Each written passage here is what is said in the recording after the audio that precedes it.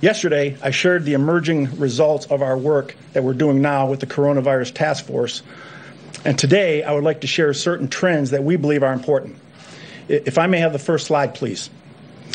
And while that's coming up, our most striking observation to date is the powerful effect that solar light appears to have on killing the virus, both surfaces and in the air.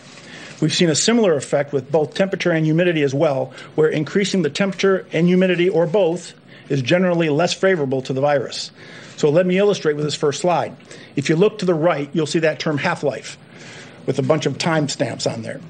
First, let me tell you what a half-life is. We don't measure the virus as far as how long will it live on a surface. We have to measure the decay of the virus in terms of its half-life, because we don't know certain elements. We don't know how much a person expectorates when he spits, right? When he sneezes, whatever the case may be, we don't know how much a virus is in there.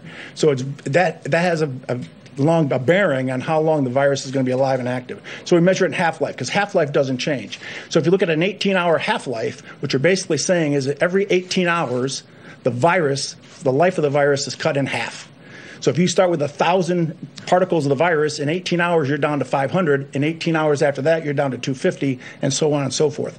That's important as I explain the rest of the chart. If you look at the first three lines, when you see the word surface, we're talking about non-porous surfaces, door handles, stainless steel.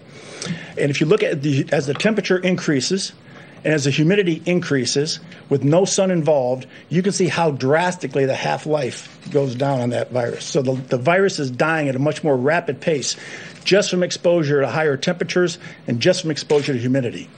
If you look at the fourth line, you inject the sunlight into that, you inject UV rays into that. The same effects on line 2 at 70 to 75 degrees with 80% humidity on the surface, and look at line 4, but now you inject the sun, the half-life goes from 6 hours to 2 minutes. That's how much of an impact UV rays has on the virus.